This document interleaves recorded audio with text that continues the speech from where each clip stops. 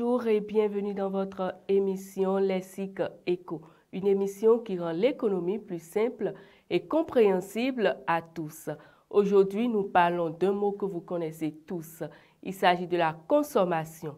En économie, la consommation désigne l'utilisation de biens et services pour satisfaire un besoin. Cela peut être l'achat de vêtements, de nourriture ou encore le paiement d'un transport. La consommation est importante car elle est le moteur de l'économie, stimulant la production et la croissance du PIB. C'est un geste quotidien qui influence non seulement notre vie personnelle, mais aussi l'économie. Alors, comment le choix de consommation des ménages influence-t-il l'économie nationale? Et surtout, comment mieux gérer sa consommation au quotidien? Pour répondre à ces questions, nous allons écouter ensemble Maouna Boumé. Les choix de consommation que font les ménages ont un impact sur l'activité des entreprises. Le fait par exemple que les ménages renoncent à la consommation d'un bien, cela signifie que ce bien sera consommé en faible quantité. Mais quand les ménages choisissent de consommer un bien ou un service, la consommation de ce bien-là va connaître une hausse, ce qui intéresse les entreprises. Et pour mieux gérer sa consommation, il faut déjà savoir qu'il faut mettre en place ce qu'on appelle le budget familial. Un budget familial qui permet de voir la proportion de votre revenu que vous affectez à votre consommation. En économie, nous parlons de la propension moyenne à consommer. Et plus tard, nous parlerons de la propension marginale à consommer.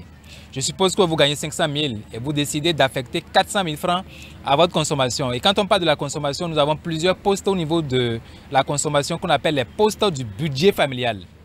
Au niveau des postes du budget familial, nous avons l'alimentation, nous avons l'éducation, nous avons les loisirs, nous avons la santé, nous avons l'habillement, nous avons le transport, nous avons un certain nombre de choses. Donc, la consommation varie d'un ménage à un autre. Selon le type de ménage que vous êtes, selon les revenus que vous avez et selon votre mode de consommation, vous allez décider de quelle quantité de votre revenu vous affectez à tel poste ou à tel autre. Et c'est en faisant ça que vous pourrez vraiment rester collé à votre budget tout au long du mois. Parce que le budget reste une prévision.